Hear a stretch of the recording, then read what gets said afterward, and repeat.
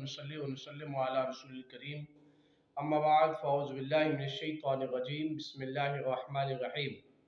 ناظرین، آج آپ کے سامنے یہ مسئلہ ذکر کرنا ہے کہ کیا نماز میں ایک ہی سورت پڑھنا جائز ہے؟ ناظرین، اس کا جواب سننے سے پہلے ایک اصول سماعت فرما دیجئے تاکہ آپ کے ذہن میں یہ اصول برقرار رہے۔ ناظرین،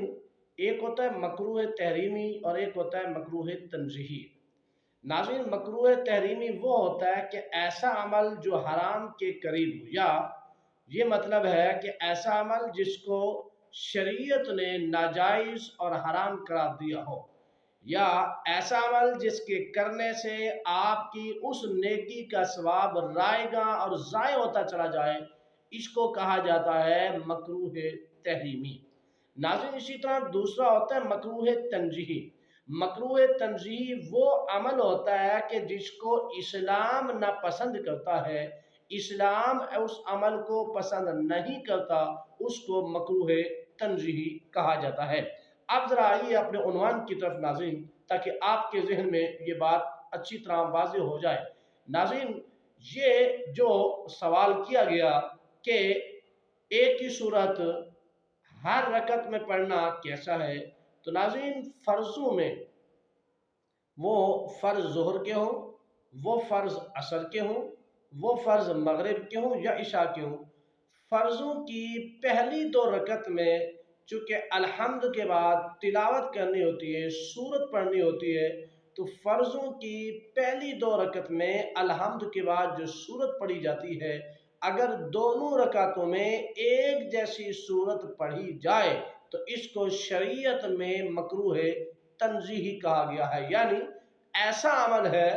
جس کو ناپسند قرار دیا گیا ہے، جائز ہے، ثواب اس کا مل جائے گا، مگر یہ ناپسندیدہ ہے۔ پسندیدہ یہ ہے کہ ہر رکعت میں علیحدہ سے سورت تلاوت کی جائے، ہر رکعت کے اندر ہر رکعت میں ایک نئی سورت تلاوت کی جائے جو ترتیب کے لحاظ سے ہو۔ اسی طرح ناظرین،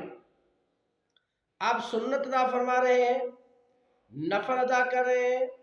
اوابین ادا کر رہے ہیں، چاشت ادا کر رہے ہیں، تہجد ادا کر رہے ہیں، صلاۃ التسبیح ادا کر رہے ہیں، کوئی بھی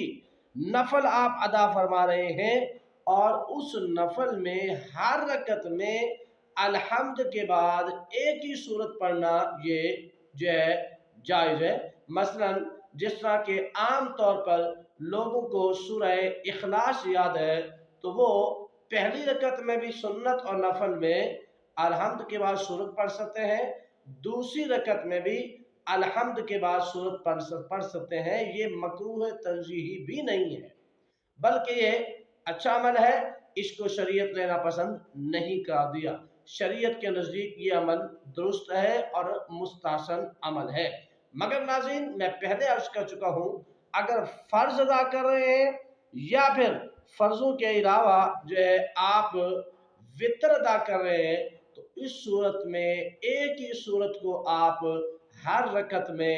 نہیں پڑھ سکتے۔ اس لیے میں اپنے ناظرین کو یہ مشورہ دوں گا کہ قرآن پاک کی آخری 10 صورتیں ہیں، ان آخری 10 صورتوں کو اچھی طرح تجوید کے ساتھ یاد کر لیں تاکہ اس کو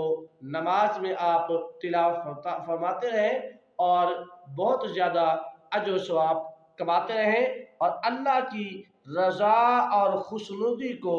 آپ حاصل کرتے رہیں۔ اللہ پاک ہمیں بھی عمل کی توفیق عطا فرمائے، قرآن مجید صحیح معنی میں یاد کرنے کی توفیق